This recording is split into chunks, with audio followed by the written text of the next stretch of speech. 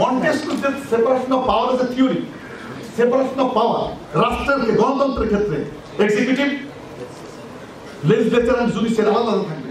ঠিক বিচারের ক্ষেত্রে কিন্তু সেরকম আমাদের যে এটা বুঝতে হবে যে আমরা যদি দেখাতে না পারি যে আমাদের জাস্টিস সিস্টেম ইফেক্টিভ, তার মানে এই জাস্টিস সিস্টেমে একটা হত্যা মামলার সত্যিকারের বিচারটা হয়। আমি এখন বিশ্বাস করি, আমার অভিজ্ঞতা থেকে আপনাদের শেয়ার করি, আমাদের যে অ্যাডভার্সারিয়াল জাস্টিস সিস্টেম, দেখুন এটাকে যেভাবে করা হয়েছিল, এটা কিন্তু এখানে আপনার separation of power, separation of পাওয়ার কিরকম, আমি জাজ, আমি শুধু বিচারটা করবো কিসের ভিত্তিতে, ইনভেস্টিগেশন রিপোর্ট, ইনভেস্টিগেশনের উপর আমার কোনো জজের কোনো এখতিয়ার নাই। এটা হচ্ছে সেপারেট একটা ইনভেস্টিগেটিং এজেন্সি বা পুলিশ, ওরা করে। এখানে প্রসিকিউশনটা করে হচ্ছে অ্যাটর্নি জেনারেল সাহেব সুপ্রিম কোর্টে, নিচের কোর্টে পাবলিক প্রসিকিউটর, তারা কিন্তু আলাদা, জজ সাহেবের নিয়ন্ত্রণে নয়। আরেকটাকে থাকে, আরেকটা হচ্ছে ডিফেন্স অ্যাডভোকেট, এটা আপনাদের থেকে ডিফেন্স অ্যাডভোকেট, তাদের উপরে কিন্তু জজ সাহেবের কোনো অ্যাডমিনিস্ট্রেটিভ কন্ট্রোল নাই, স্বাধীন স্বাধীন। অর্থাৎ এই যে কতগুলো অর্গান, আমরা যখন একটা ট্রায়াল প্রসেসে যাই, এটা কতগুলো সেপারেট অর্গান, সাথে থাকে উইটনেস, এক্সপার্ট উইটনেস আর ইন্ডিভিজুয়াল উইটনেস, এরা মিলে একটা বিচার হয় এখানে। অর্থাৎ সেপারেশন হচ্ছে মন্টেস্কুয়ের separation of power as a theory, separation of power রাষ্ট্রের গণতন্ত্রের ক্ষেত্রে এক্সিকিউটিভ, লেজিসলেচার এন্ড জুডিশিয়ারি আলাদা থাকবে। ঠিক বিচারের ক্ষেত্রে কিন্তু সেরকম আমাদের যে কমন ল জাস্টিস সিস্টেম, এটা কিন্তু সেপারেট করে দেওয়া আছে। জজ সাহেব ইচ্ছা করলে একটা জাজমেন্ট দিতে পারবে না, আমি শুনলাম, আমি বিশ্বাস করি সে খুন করছে, তো আমি ভাবছি no, a judge cannot make any findings out of blue. Whatever he wants to say, he must say on the basis of the evidence of record. In every findings, that must be referred to the evidence. এই evidence থেকে এটা পেয়েছি, আমি এটা এই বলতে হবে। এটা এই যে আমাদের আধুনিকতম যে সিস্টেম, যেটা এই সিস্টেমটা আমাদের দেখুন, yes, our penal code, our CRPC, our evidence act, all are from the British colonial origin, but still those are the founding stones of our modern justice system. Before introducing this system, আমাদের দেশে অনেক রাজা ছিল বিভিন্ন জায়গায়, আমাদের justice সিস্টেমটা খুব ব্রোকেন ছিল, তাই না? এবং এই জাস্টিস সিস্টেম ভিত্তি ছিল ট্র্যাডিশনাল ল, রিলিজিয়াস ল।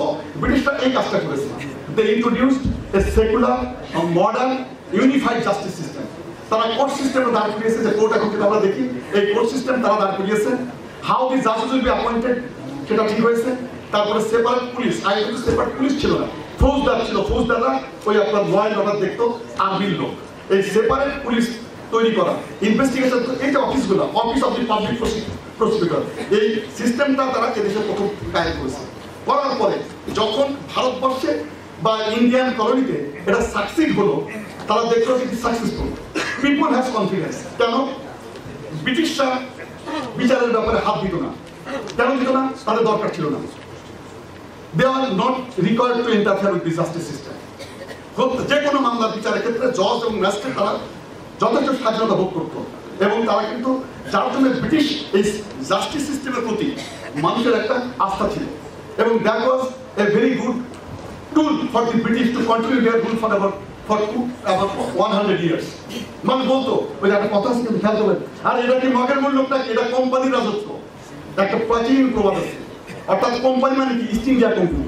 ইস্ট ইন্ডিয়া কোম্পানি তো প্রথমে কলকাতার মধ্যে থাকতো, মুর্শিদাবাদে থাকতো নবাব, কিন্তু মুর্শিদাবাদের বিচার ব্যবস্থা এরকম ছিল, আমি দেখছি, আমি শুনছি, বিশ্বাস করছি, ফাঁসি ব্যাস।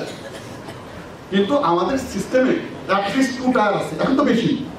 ইন্টারন্যাশনাল ল, ইন্টারন্যাশনাল জুডিশিয়াল ল হচ্ছে যে কোনো অপরাধের বিচারের জন্য কমপক্ষে 2টা স্তর থাকতে হবে, ট্রায়াল অ্যান্ড আপিল, অন্তত পক্ষে 2টো। আমাদের সিস্টেমে সেটা আছে, রিভিশন তখন আছে, তারপরে ডিভিশনও আছে, সবই ঠিক আছে।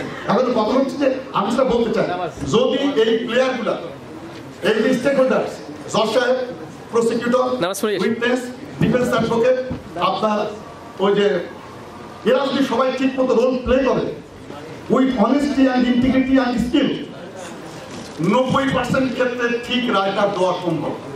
আমাদের সিস্টেমটা সেরকম করে আছে, কিন্তু সমস্যা হলো আমরা সবাই ঠিক মতো দায়িত্ব পালন করতে পারি না। কিন্তু আমরা যদি না পারি, সমস্যাটা কি হবে? সমস্যা হলো আমাদের জাস্টিস সিস্টেম ইফেক্টিভ এবং ফাংশনাল না থাকলে মানুষ হাত তুলে নেবে, ললেসনেস হয়ে যাবে, রুল অফ ল থাকবে না, ইন্ডিভিজুয়াল লিবার্টি থাকবে না, আপনার সিকিউরিটি সেফটি থাকবে না, ইওর প্রপার্টি সেফটি থাকবে না, এবং আমাদের দেশে বিদেশিরা বিনিয়োগ করতে আসবে না, আমাদের দেশের মানুষকে তারা ভালোভাবে মূল্যায়ন করবে না, ভিসাও দেবে না। সুতরাং will be isolated from the whole of the world. So আমরা এই যে আমাদের বিচার ব্যবস্থাকে আমাদের সম্মিলিত দায়িত্ব যে আমাদের বিচার ব্যবস্থা এবং ফৌজদারি বিচার ব্যবস্থা এটা যেন দুর্নীতিমুক্ত থাকে, এটা যেন গতিশীল থাকে, এটা যেন কার্যকর থাকে, এবং এটা যেন ডিজার্ভিং কেসগুলোকে দ্রুত নিষ্পত্তি করতে পারে। এই ক্ষেত্রে আমাদের সবারই সম্মিলিত ভূমিকা রাখতে হবে।